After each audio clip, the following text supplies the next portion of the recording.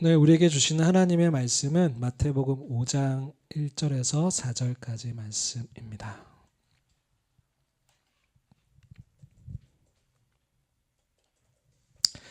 같이 한번 읽겠습니다. 시작.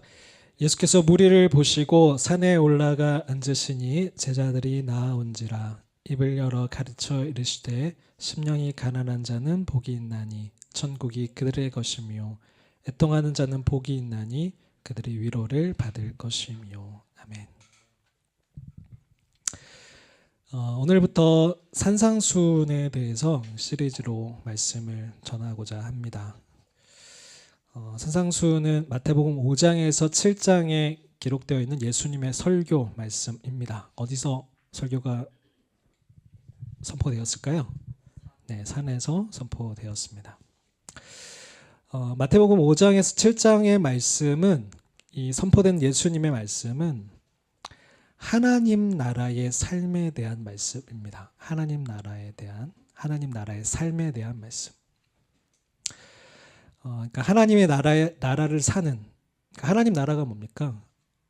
우리의 왕 대신 하나님의 통치를 받는 곳이잖아요. 그 하나님의 통치를 받는 자들이 살아가는 삶의 방식이 바로 여기에 마태복음 5장에서 7장까지 산상수훈에 적혀져 있습니다. 이것은 곧 예수님의 성품이기도 합니다. 예수님이 이 삶을 먼저 사셨으니까요. 하나님 나라의 삶을 먼저 사셨습니다. 그래서 예수님은 우리가 잃어버린, 죄로 인해서 우리가 잃어버린 그 하나님 나라의 삶, 그리고 하나님의 형상, 예수님의 그 성품을 회복하기 위해서 이 산상수훈을 말씀하셨습니다. 그러니까 죄된 우리로서는 그 형상을 잃어버린, 오리지널 디자인을 훼손하고 잃어버린 우리가 이 말씀을 듣기에는 너무나 먼 기준인 거죠. 그래서 교회가 하나님의 기준에서 벗어나면서 이 산상수훈조차도 이거는 교인들이 지킬 수 있는 말씀 수준이 아니다. 이거는 목회자들이 지키는 말씀이다. 아니면 제자들만 지키는 말씀. 물론 맞는데 제자들이, 그러니까 무리와 제자에게 모두에게 선포돼서 이 말씀을 지키는 자들이 제자죠. 근데 구분지어서 이건 성직자들만 지키는 말씀이다 라고 이 말씀에 대해서 타협을 해버렸습니다. 심지어 누구는 이렇게 얘기를 하더라고요. 예수님이 우리에게 은혜를 주시기 위해서 오셨는데 이러한 짐을 주기 위해서 이 말씀을 선포하신 게 아니다라고 말씀을 하는 걸 들었습니다. 그러나 결론부터 얘기하자면 산상수훈은 예수님이 우리에게 지키기 원하셔서 하신 말씀입니다. 그리고 지킬 수 있는 말씀입니다. 그리고 지켜야 되는 말씀입니다. 그 기준이 너무 높다는 것은 우리가 너무 잘 알고 있습니다. 그리고 현재 세상은 말할 것도 없거니와 그리스도인인 나와의 간격이 너무 커서 자괴감이 몰려올 때도 있습니다. 어떻게 오른뺨을 맞고 왼뺨을 돌려야 되냐라는 생각이 들 수도 있습니다. 너무 어렵죠. 그러나 예수님은 반드시 이 삶을 우리가 살아야 한다라고 말씀하셨습니다. 그 증거로서 이 산상수훈이 마칠 때에, 이 설교가 마칠 때에 하신 말씀들을 보면 그것을 알 수가 있습니다. 마태복음 7장 16절에서 21절 말씀을 보면 예수님은 이 말씀들을 마치시면서 나무는 그 열매를 통해서 이 나무가 좋은 나무인지 못된 나무인지 알 수 있다라고 말씀을 하셨습니다. 7장 16절 21절 말씀을 같이 한번 읽어보도록 하겠습니다. 그들의 열매로 그들을 알지니 가시나무에서 포도를 또는 엉겅퀴에서 무화과를 따겠느냐. 이와 같이 좋은 나무마다 아름다운 열매를 맺고 못된 나무가 나쁜 열매를 맺나니 좋은 나무가 나쁜 열매를 맺을 수 없고 못된 나무가 아름다운 열매를 맺을 수 없느니라. 아름다운 열매를 맺지 아니하는 나무마다 찢겨 불에 던져지느니라.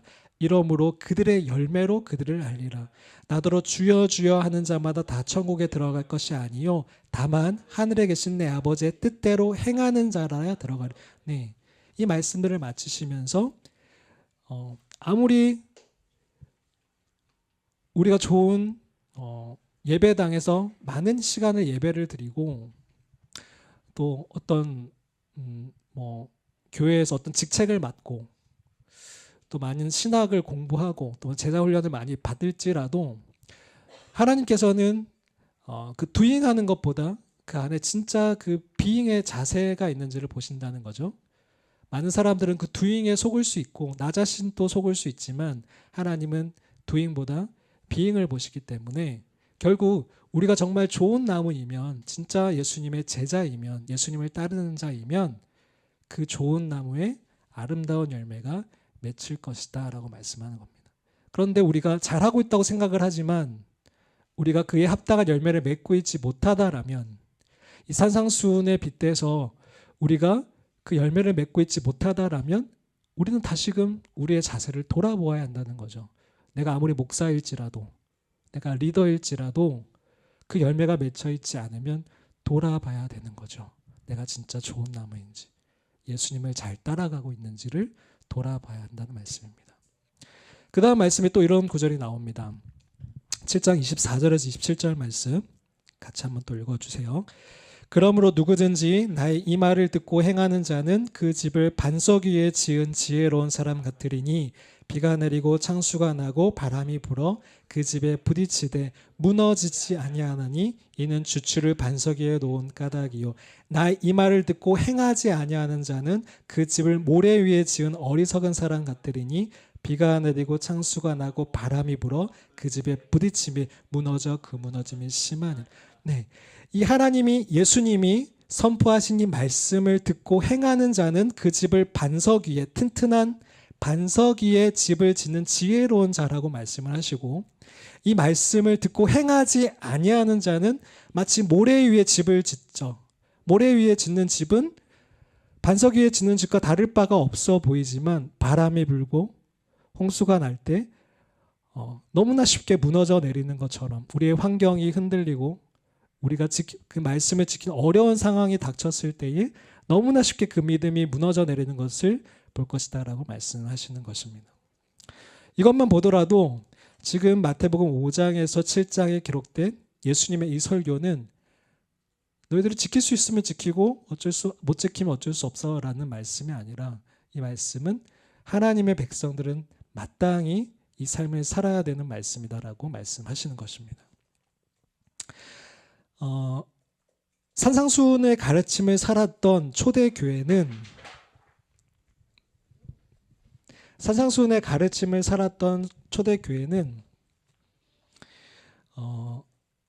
이 말씀대로 살았기 때문에 이에 합당한 열매를 맺을 수가 있었습니다. 예수님의 말씀대로 이 산상수훈의 말씀을 가르침대로 순종하며 살았기 때문에 그 당시에는 그 예수님의 열매, 하나님의 그 생명이 그 교회 가운데 넘칠 수가 있었습니다. 초대교회는 지금과 달리 굉장한 핍박과 그 핍박이 간헐적이긴 했지만 그 핍박이 있었고 내가 예수를 믿는다라는 것은 손해를 감수한다라는 것이었습니다. 그러니까 예수를 믿는다, 교회를 다닌다라는 이꼴은 나는 손해를 각오한 사람입니다. 나는 불이익을 받도록 각오한 사람입니다라는 것과 동일한 말이었어요. 나는 그리스도인입니다라는 것은 나는 예수를 위해서 언제나 죽을 준비가 되어 있습니다라는 말이었습니다. 왜냐하면 그 핍박이 언제 닥칠지 모르니까요.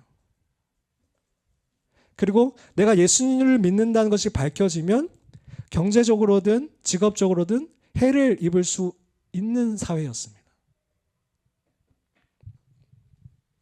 그럼에도 초대교회의 그리스도인들은 나는 그리스도인입니다 라고 고백하는 이 그리스도인들은 예수님이 하신 말씀을 그 기준을 낮추지 아니하고 그 말씀의 기준에 맞춰서 자신을 맞추려고 하는 사람들이었습니다. 누가복음 14장 25절 33절 말씀에 보면 제가 몇 달 전에 이 말씀을 전하면서 제자도에 대해서 말씀을 전하면서 대가 지불, 예수님을 우리가 따를 때에 대가 지불을 계산하지 않고 계산하지 않고 따르면 안 된다라고 얘기를 했었습니다. 예수님께서 그 말씀을 하셨어요. 25절 말씀에 수많은 무리가 함께 따라갔어요. 근데 예수님께서 그들을 돌아보시면서 말씀하셨죠. 물은 내게 오는 자가 자기 부모, 처자, 형제, 자매와 더욱 자기 목숨까지 미워하지 아니하면 능히 내 제자가 되지 못한다라고 예수님은 분명히 말씀을 하셨습니다. 이것을 계산하고 따라올 자는 따라오라라고 말씀하셨어요. 분명히 계산하고 따라오라고 하셨습니다. 그리고 자기 십자가를 지고 따라오라고 하셨습니다. 누구든지 자기의 모든 소유를 버리지 아니하면 능히 내 제자가 되지 못한다라고 말씀하셨습니다. 무소유를 얘기하는 게 아니라 거기에 대한 욕심과 권리들을 내려놓고 따라오라는 것입니다. 그리스도인이 된다라는 것은 하나님이 부라는 어떤 은혜를 주실 수 있죠. 아리마대 요셉도 그 부를 입었고 다윗도 부가 있었고 솔로몬도 부가 있었습니다. 그러나 하나님이 그 부를 주지 않으시고 또 사용하는 자들도 있습니다. 예수님의 제자들은 부가 없었습니다. 그러면 우리가 주님을 따르는 것이 이 재산에 대한 부에 대한 권리를 포기하지 않고 주님을 따르는데 우리에게 부를 주실 수도 있고 부를 주지 않으실 수도 있죠. 근데 내가 생각하는 것이 단지 예수님을 따르는 목적이 부라면 부자가 되는 것이라면 예수 믿고 부자가 되는 것이 나의 목적이라면 내가 부자가 되지 않고 단칸방에 살고 월세를 살고 할 때에는 주님을 따르는 것이 불편하고 따를 수 없는 이유가 되겠죠.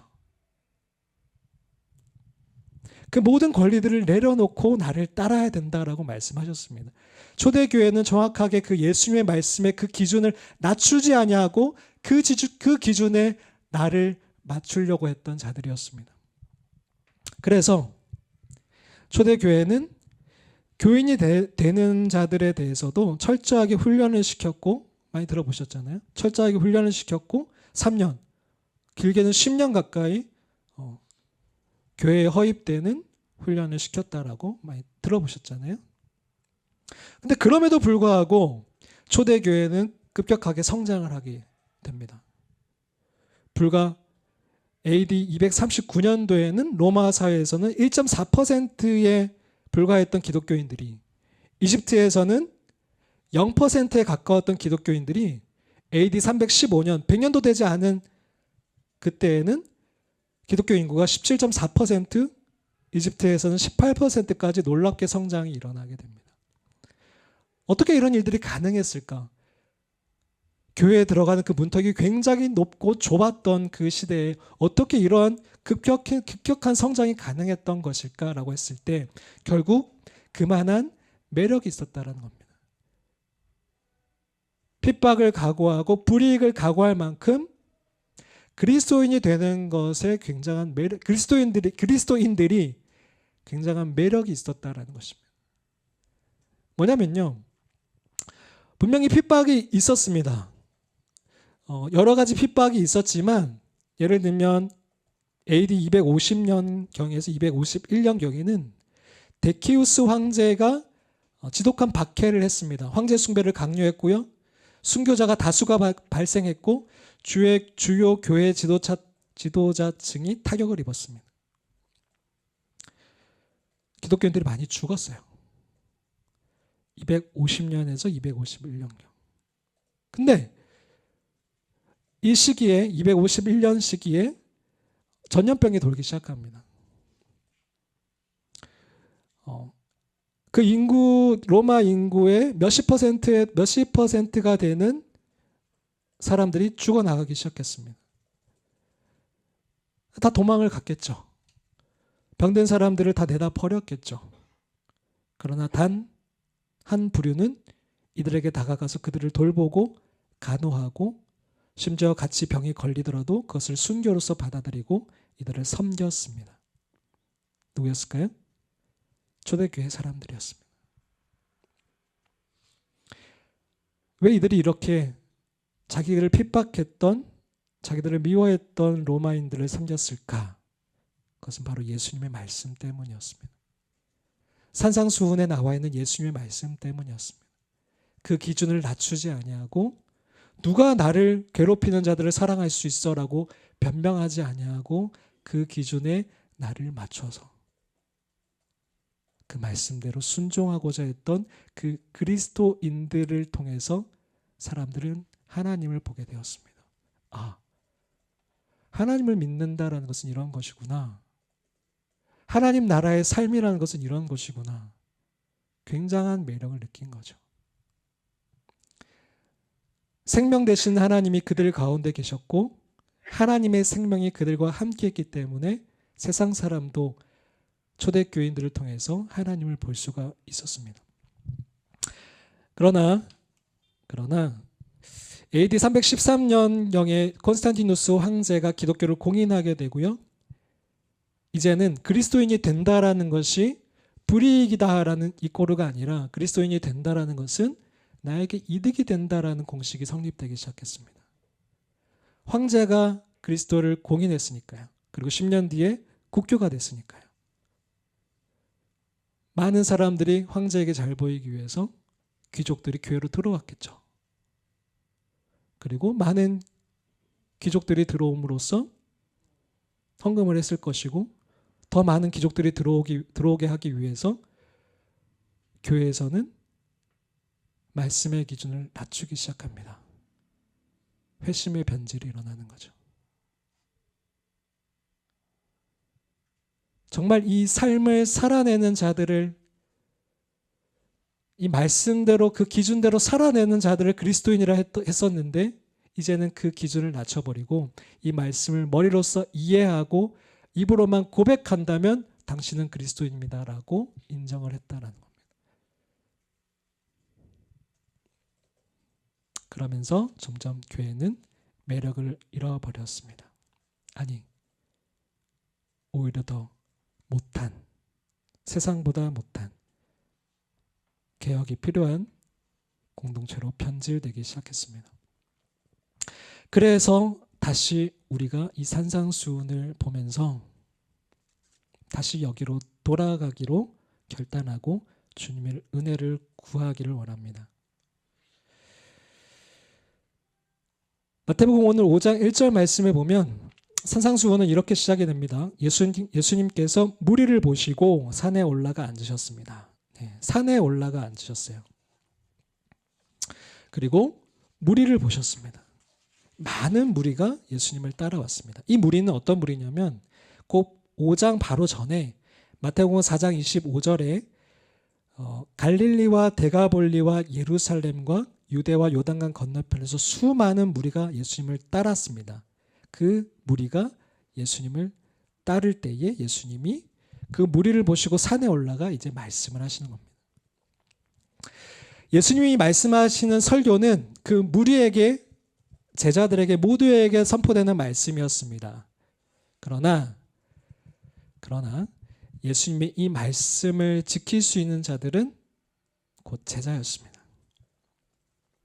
무리가 제자가 될 수도 있었고 반대로 제자가 무리가 될 수도 있었습니다. 그러나 이 말씀을 지키겠다라고 각오한 자들은 바로 예수님을 위해서라면 내 모든 것들을, 내 모든 대가를 지불하고서 당신을 따르겠습니다라고 하는 자들만이 이 말씀을 따르고 순종할 수가 있었습니다. 우리 모두가 제자로 주님을 따라가기를 원합니다. 우리 모두가 무리가 아니라 예수님의 제자로서 우리의 온 삶을 걸고 따라갈 수 있기를 바랍니다. 그래야지 이 산상수훈이 우리에게 단지 저 멀리 있는 윤리적인 말이 아니라 정말 내 삶으로 녹아들고 우리가 이 삶을 살 때에 우리에게 주시는 그 축복이, 이 팔복이 세상으로 흘러갈 수 있게 될 것입니다. 우리가 그 각오를 하고 이 말씀을 들었으면 좋겠습니다. 어느 교회에 가니까, 제가 최근에 어느 교회에 가니까 교회 화장실에 신명기 28장에 나와 있는 하나님의 축복이 이렇게 막 적혀져 있더라고요. 되게 좋은 말씀들이었어요. 하나님의 말씀이죠. 근데 그 의도가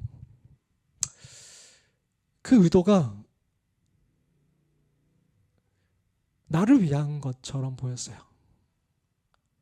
하나님이 우리에게 주시겠다고 하는 복은 나를 위한 것이기도 하지만 열방을 위한 것이거든요. 하나님이 아브라함의 복을 주신 이유는 아브라함을 위해서이지만 그 아브라함을 통해서 열방이 복을 받게 하기 위함이거든요. 창세기 12장 1절에서 3절 말씀에 그게 너무나 잘 나와 있거든요. 근데 우리의 신앙이 변질되면 그 주시겠다는 하나님의 복이 나에게서 와서 멈춰버리는 거죠. 막혀버리는 겁니다. 단지 나와 내 가족들을 위해서. 그리고 흘려보내지 않습니다.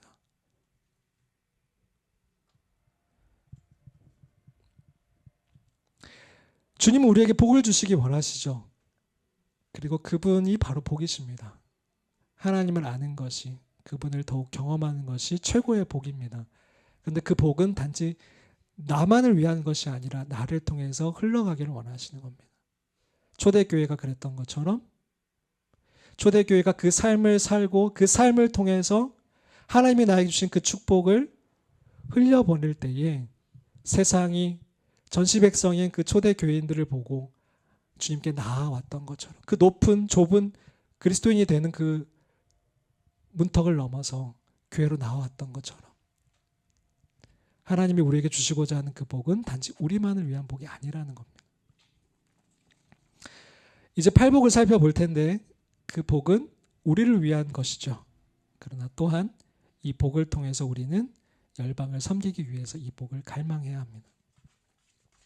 첫 번째를 살펴보겠습니다. 첫 번째, 팔복 중에 첫 번째 복은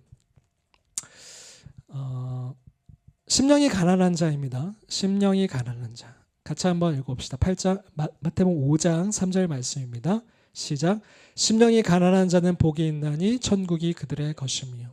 심령이 가난한 자는 복이 있다. 그 복은 뭡니까? 천국이 그들의 것이다 라는 겁니다. 심령이 가난하다는 것은 무슨 말일까요? 심령이 가난하다. 결말부터 좀 말씀을 드리면 심령이 가난한 자세는 이 8가지 팔복 중에서 가장 첫 번째로 나오는 복인데 그만큼 중요하다는 말입니다.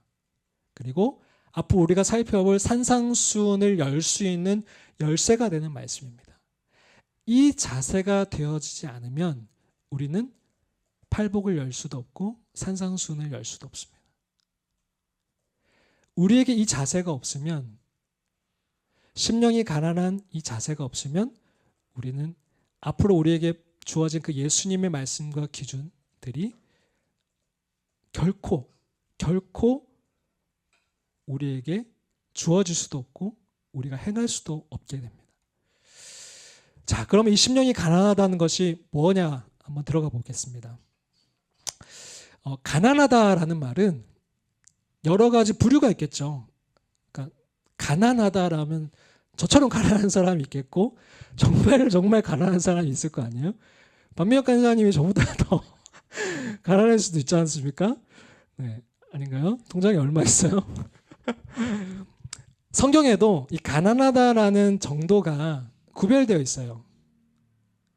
근데 이 마태복음 5장 3절에 나와 있는 이 가난하다는 말은 최하층을 얘기하는 겁니다. 최하층.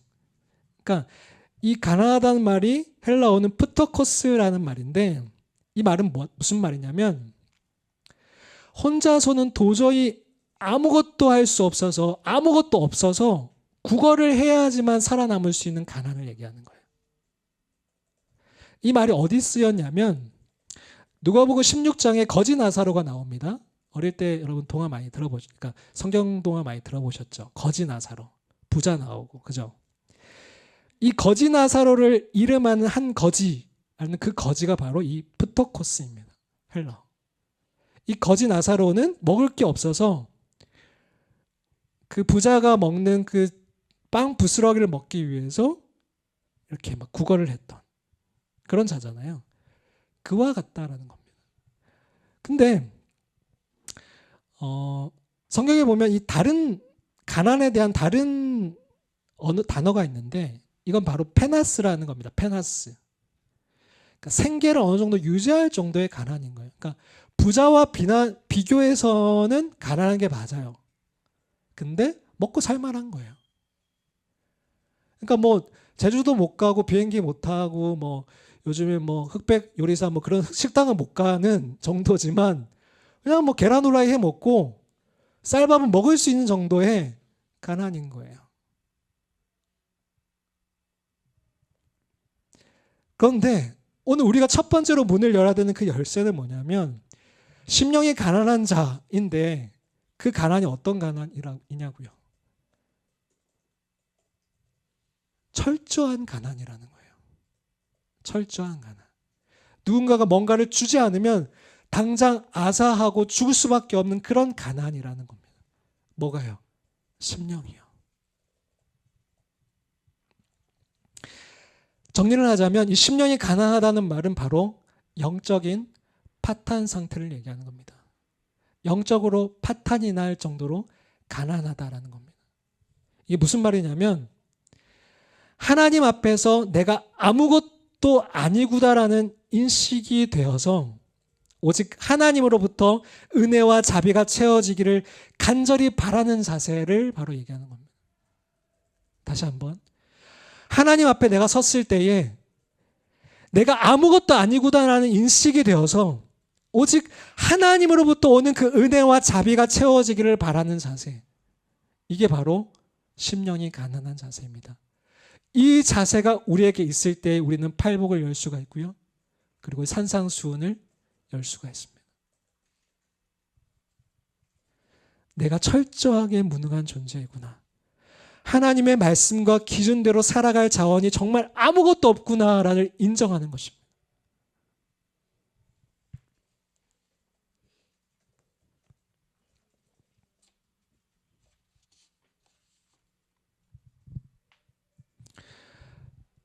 근데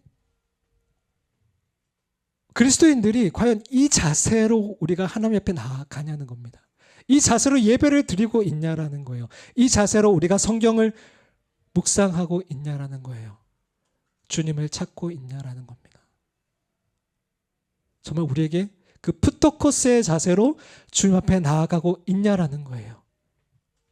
아니면 페나스의 자세로 주님이 은혜를 주시면 좋고 안 주면 어쩔 수 없지. 그럼 내일 또 구해봐야지. 내일 안 되면 또 모레 구해봐야지. 어떻게 되겠지. 흑백 요리사 그 식당 뭐 예약 한번 해보는데 안 되면 어쩔 수 없고, 뭐 그 다음에 안 되면 또 어쩔 수 없고, 뭐 나중에 가야지.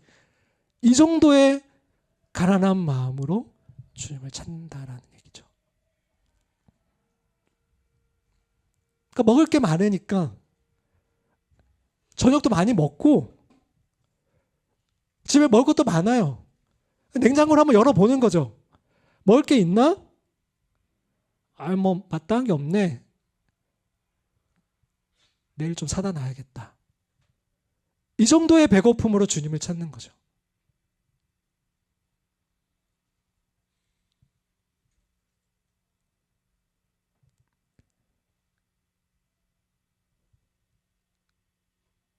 우리가 직장을 나갈 때나 가정에서나 사람을 대할 때에도 나에게 어느 정도의 의가 있고 내가 어느 정도 이것을 살아갈 자원이 있다라고 생각하니까 직장을 나갈 때에도 누군가를 만날 때에도 사람과의 관계를 할 때에도 주님을 찾지 않거나 찾더라도 그냥 페나스의 자세로 찾는 거죠. 주님 도와주세요. 안 되면 어쩔 수 없고. 이 말은 하지 않지만 안 되면 어쩔 수 없고. 근데 정말 그러하냐는 거죠. 우리가 정말 이 삶을 살아갈 자원이 있냐라는 거죠. 아니, 그 기준을 낮추니까 살아갈 수 있는 것처럼 보이는 거죠. 산상수훈이 아니라 이거는 그냥 목회자들이 사는 말씀이고, 목회자도 못 살지만 살아가는 말씀이고, 그냥 어느 정도의 괜찮은 나일스한 그리스도인으로 정도 본인이 설정해 놓고 이게 되면 좋고 안 되면 어쩔 수 없고. 그러니까 그 푸토코스의 자세가 주님을 찾지 않는 거죠.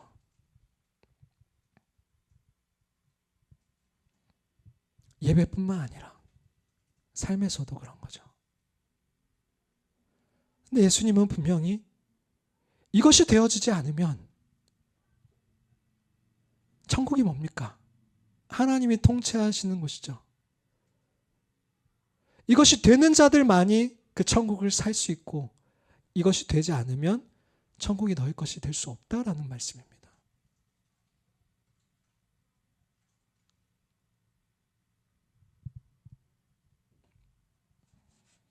저희 딸이 지금은 7살이라서 그러진 않아요. 좀 마음이 부요해졌어요.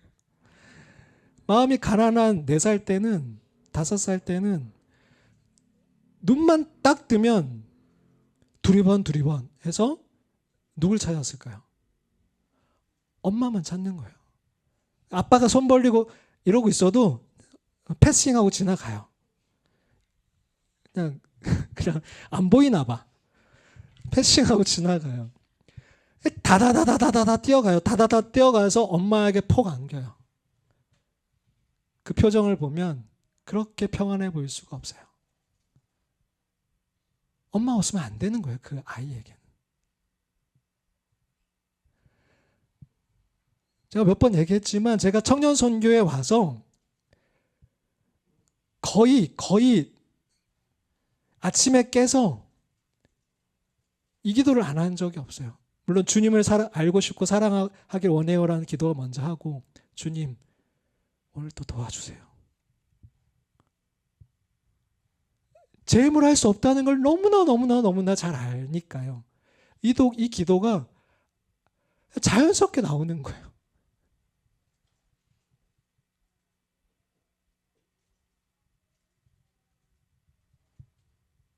근데 우리의 마음이 조금만 높아지면요, 아침에 일어났을 때 주님 찾지 않아요. 내가 할 수 있는 거죠. 내가 이 일상을 살아갈 수 있는 거죠. 근데 정말 살아갈 수 있는 걸까요? 아니면 기준을 낮춘 걸까요?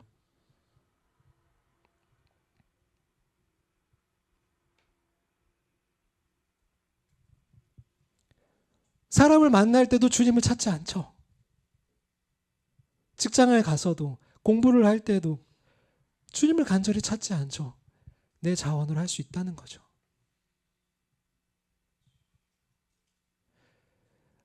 여기 오늘 도드림톡에도 11기 분들이 오셨는데, 해외에 나가면 참 좋은 훈련 장소가 되는 게 뭐냐면, 거기 나가면 주님을 찾을 수밖에 없어요. 다 낯설거든요. 버스를 하나를 타더라도. 여기서는 버스 탈 때 너무 익숙하잖아요. 맨날 타는 버스 맨날 하는 운전 근데 거기는 다 낯선 거죠. 신호등도 낯설고 교통법규도 낯설고. 주님을 찾을 수밖에 없죠. 그런 장점이 있어요. 근데 사실 이 땅에서도, 우리가 사는 이곳에서도 우리가 이 이방 나라를 사는 소수민이라는 인식을 가지고 살아가는 그리스도인들이라면, 이 세상이라는 나라에 소수민족으로 살아가는 그리스도인이라는 인식을 가진 우리라면 그럴 수 없는 거죠. 왜냐하면 우리의 기준은 여기니까요. 산상수훈이니까요. 산상수훈이 어떤 기준입니까? 음란한 마음을 먹으면 그게 죄라고 하시는데, 남을 판단하면 그게 죄라고 하시는데, 오른뺨을 맞으면 왼뺨을 돌려대라고 하시는데, 그게 우리의 힘으로 가능하냐고요. 주님의 은혜로만 가능하죠. 그래서 철저하게 주님의 은혜와 자비를 구하는 겁니다. 주님 도와주세요. 주님 도와주세요. 주님 없으면 안 돼요. 이게 비춰지고 이 애통하는, 나오겠지만 이 애통하는 마음으로 주 앞에 나아가는 것이 바로 시작이라는 겁니다.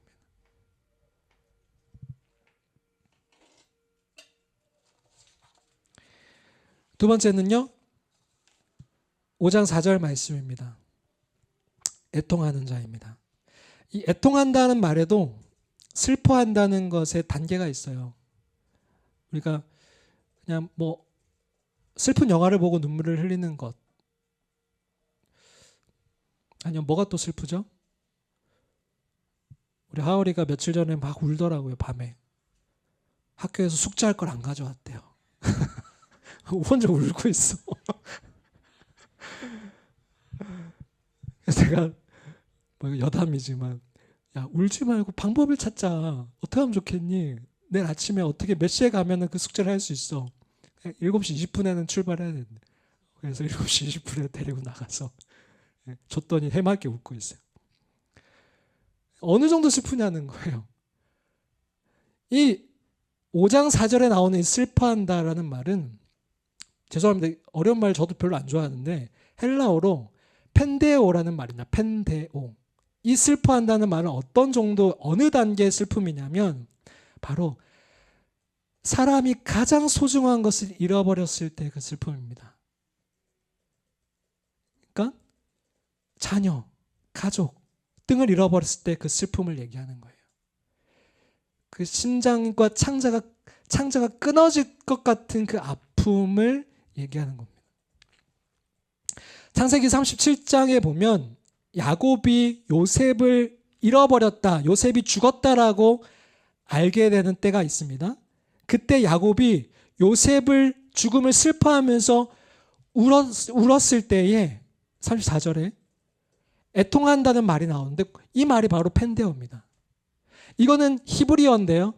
이 히브리어를 헬라어로 번역할 때 펜데오라는 말로 번역을 했습니다. 그러니까 야곱이 정말 사랑했잖아요. 요셉을 정말 사랑했잖아요. 그 사랑하는 요셉을 잃어버린 것을 슬퍼할 때의 그 애통한 마음이 펜데오입니다. 그런 마음으로 우리가 주님 앞에 나아가는 거죠. 뭐 때문에요? 나의 죄 때문에요. 주님과의 관계가 끊어진 것 때문에요. 그 주님의 생명이 나한테 거친 것에 대한 애통한 마음, 그 슬픈 마음, 그게 바로 펜데오입니다. 주님은 이러한 자세를 가지고 주님 앞에 나오는 자들이 복이 있다라고 말씀하세요. 이 감정은 곧 첫 번째였던 마음, 심령이 가난한 자세, 심령이 가난한 마음을 가진 자에게 터져 나오는 슬픔입니다. 내 죄는 정말 내가 어떻게 할 수 없는 거구나. 최근에 제가 이 견줄 수 있는 장면을 보고 저도 이런 눈물을 흘렸는데, 여기 대부분이 지금 지난주 십자가 성령 컨퍼런스를 아시는 분도 있고 모르시는 분도 계신데, 십자가 성령 컨퍼런스가 지난주에 목회자가 있었고 이제 지난주에 전체가 있었는데, 목회자 때 저희 리더가, 저희 영적 리더이신 목사님께서 정말 애통한 마음으로, 저 처음 봤어요. 눈물을 흘리시는 거를. 그러니까 따라오지 못하는, 잘 같이 보고 따라가지 못하는 것에 대한, 공동체에 대한 그 애타는 마음을 얘기하시다가 눈물을 보이시더라고요. 근데 그 목사님이 하신 어떤 말에, 약간 설명하자면 좀 너무 길어져서 그냥 힘들다고 하셨어요. 그러니까 그 힘들다는 말이 정말 하나님 말씀의 기준을 선포해야 되는데 하시면은 내가 너무 과하게 얘기했나라고 마음이 아프신 거예요. 근데 또 안 하자니 힘드신 거예요. 그 말씀을 하시는데 눈물을 흘리시더라고요. 근데 그 눈물을 보면서 저도 눈물이 터져 나오면서 펜데오까지 갔는지는 모르겠어요. 제 마음이. 근데 너무 애절하게 슬프더라고요. 너무너무 애절한 눈물이, 뜨거운 눈물이 나오더라고요. 내 죄에 대한 애통함? 왜 나는 정말 그렇게 잘 따라가지 못할까라는 그 애통함? 그리고 우리 공동체에 대한 애통함. 여기저기서 그 흐느끼는, 정말 끄끄거리는 그 눈물들이 터져 나왔어요. 그런 거예요. 하나님 앞에서 내가 정말 잘 살아가고 싶은데, 하나님 앞에 잘 따라가고 싶은데 잘 안 되는 그 내 죄성, 그것을 보는 감정. 그래서 우리는 심령이 가난한 마음으로 애통하는 자세가, 눈물이 터져 나오는 거죠. 성경에 보면 하나님의 말씀이 기준이 선포됐을 때 크게 보자면 이런 두 가지 반응이 나옵니다. 하나님의 말씀이 선포됐을 때 이 기준을 봤을 때 너무 멀잖아요. 간극이 크잖아요. 내가 살아온 것과 하나님의 기준.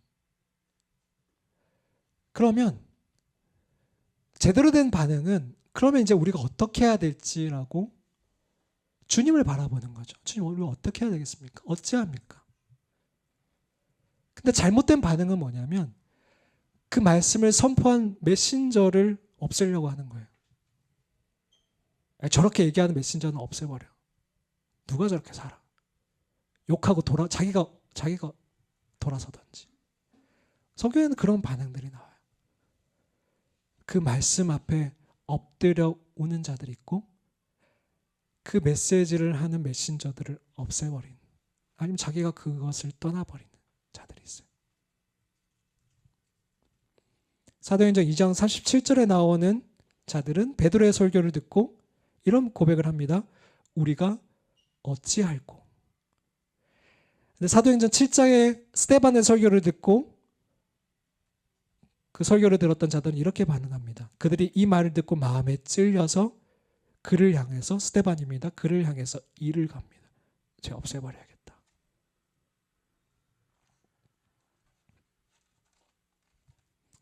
우리는 어떤 반응을 하고 있습니까? 근데 반면에 이렇게 가면 안 돼요. 그러니까 말씀 앞에 기준에 엎드려서 심령이 가난한 자세로 애통해야 하는데, 그러니까 나를 보지 않고 그 말씀하신 그 주님을 바라보고 그 주님께 자원을 구해야 하는데, 주님을 보지 않고 나를 보는 거죠. 그리고 후회로 머무는 거죠. 그리고 나를 정죄하는 데 머무는 거예요. 나를 계속 자책하는 데 머무는 이러한 자도 있었습니다. 바로 가룟 유다였어요.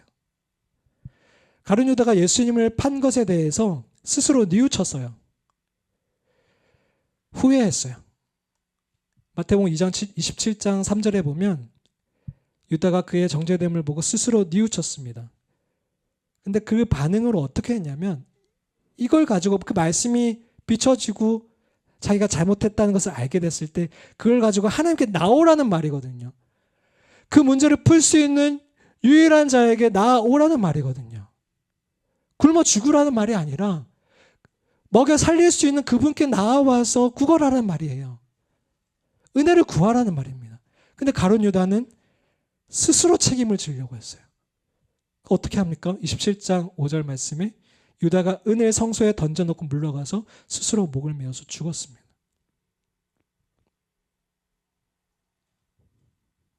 스스로를 정죄한 거죠. 반면에 똑같이 예수님을 배반했던 베드로도 잘못을 했죠. 자기 자원을 자신했잖아요. 내가 주님과 함께 죽을지언정 주님을 부인하지 않겠다라고 자신했잖아요. 근데 그렇게 할 수 없었어요. 우리에겐 그런 자원이 없어요.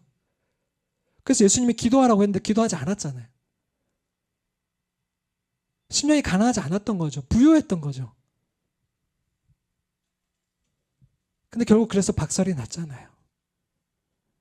그런데 베드로는 회개했어요. 그 회개하는 자들에게 주어지는 복이 오늘 뭐였습니까? 5장 4절에 애통하는 자에게 복이 있나니 그들이 위로를 받을 것이며. 베드로는 위로를 받았어요. 이 위로를 받는다는 건 단지 괜찮아 정도가 아니라 그 죄에 대한 용서와 그 죄에 대한 구원과 그리고 그 삶을 살아갈 수 있는 회복과 새 힘을 주어주신다라는 말이에요. 예수님이 베드로를 그렇게 회복시키셨잖아요.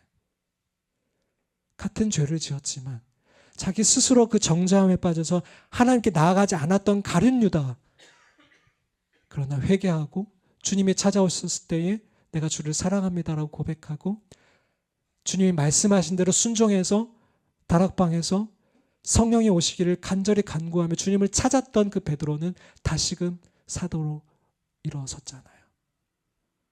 그 복을 얘기하는 겁니다. 수없이 우리는 넘어지고 죄를 짓지만 심령이 가난한 자세로 주 앞에 나아가서 푸터코스한 자세로, 페나스가 아니라 오늘 주님 용서해 주시면 좋고 이게 며칠 가고 몇 주가 가도 상관없고 그런 자세가 아니라 푸터코스, 오늘 아니면 안 돼요 주님. 저 아니면 죽어요.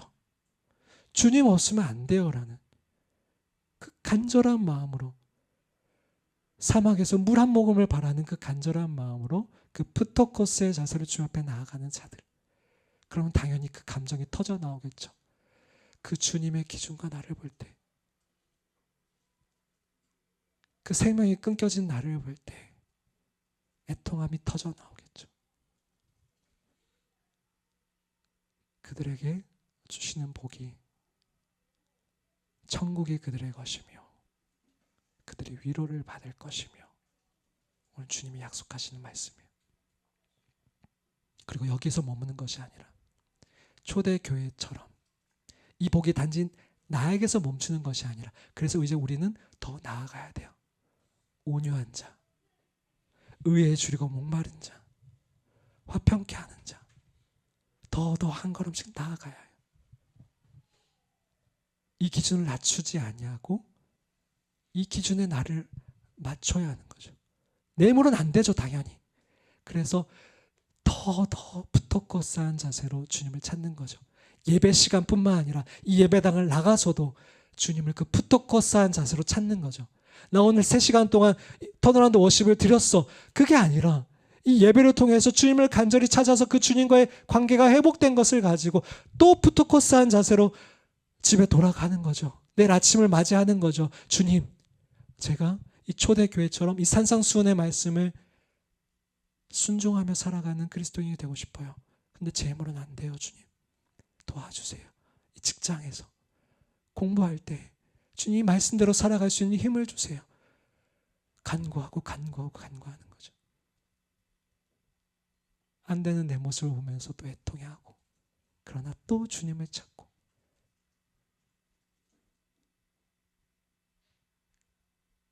그게 주님이 바라시는 첫 번째 열쇠라는 겁니다.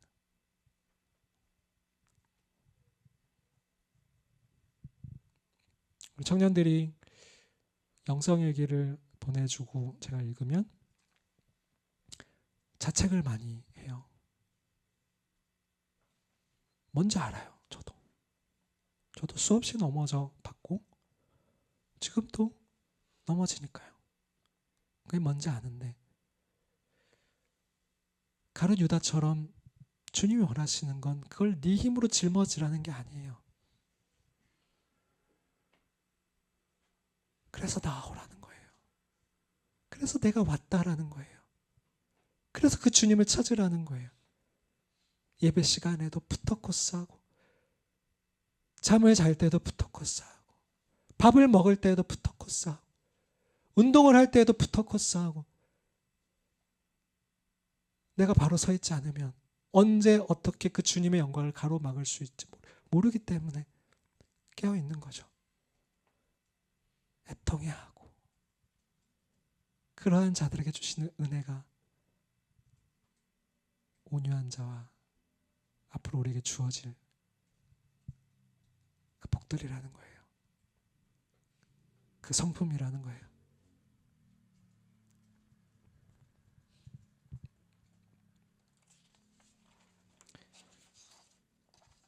마지막으로 오늘 말씀을 다시 한번 읽고 마무리하겠습니다.